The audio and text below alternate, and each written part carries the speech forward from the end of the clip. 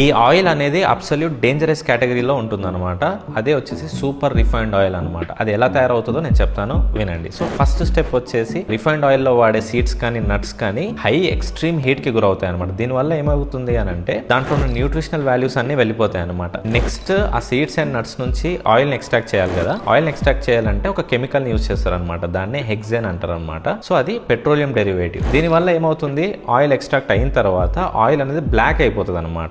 Black అయిపోయిన తర్వాత దాన్ని మళ్ళీ న్యూట్రల్ కలర్ లకు తీసుకురావాలి కదా, క్లియర్ కలర్ లకు తీసుకురావాలి కాబట్టి అప్పుడు ఏం చేస్తారంటే బ్లీచింగ్ ఏజెంట్స్ యాడ్ చేస్తారు అనమాట థర్డ్ స్టెప్ లో. ఓకే, నెక్స్ట్ వచ్చేసి ఫోర్త్ స్టెప్ లో ఏం చేస్తారంటే అప్పటికే అది చాలా బ్యాడ్ స్మెల్ వస్తుంటది. దానికి అప్పుడు డియోడ్రైజర్స్ యూజ్ చేస్తారు అనమాట, యాడ్ చేస్తారు ఆయిల్ కి. అక్కడ ఆ స్మెల్ ని అవాయిడ్ చేస్తుంది. ఇంత ప్రాసెస్ జరిగిన తర్వాత అది అసలు ఫుడ్ లాగా కన్సిడర్ చేయవచ్చా? అసలు కాదు. సో అలాంటిది మనము రెగ్యులర్ గా వాడతాం అనమాట మనము కుకింగ్ చేసే ఆయిల్స్ అనేటివి, అవునా కదా, సూపర్ రిఫైన్డ్ ఆయిల్. సో దాన్ని అవాయిడ్ చేయడానికి మనం ఏం చేయాలి అని అంటే would pressed, cold pressed oils దొరుకుతాయి. ఇవి కూడా రిఫైన్డే కానీ హీటింగ్ ప్రాసెస్ ఉండదు కాబట్టి న్యూట్రల్ గా చాలా క్లీన్ ప్రాసెస్ గా జరుగుతుంది కాబట్టి ఇవి మనం రెగ్యులర్ కుకింగ్ కి చాలా అవసరం అనమాట. అండ్ మీరు ఇంకా హెల్తీ ఫ్యాట్స్ మీకు రావాలి అని అంటే నట్స్ కానీ సీడ్స్ కానీ హోల్ ఫ్యాట్స్ గా మీరు కన్జ్యూమ్ చేయొచ్చు. ఇప్పుడు సన్ఫ్లవర్ ఆయిల్స్ కానీ రిఫైన్డ్ ఆయిల్స్ కానీ మనం అవాయిడ్ చేయలేం కాబట్టి అవి ఒక పక్కకు పెట్టుకొని అప్పుడప్పుడు బజ్జీలు కానీ పాపడ్స్ కానీ పూరీస్ కానీ అప్పుడప్పుడు వేసుకోండి. అంతేగాని మెయిన్ రెగ్యులర్ ఆయిల్ గా వచ్చేసి కోల్డ్ ప్రెస్డ్ ఆయిల్స్ మాత్రమే వాడండి అనమాట.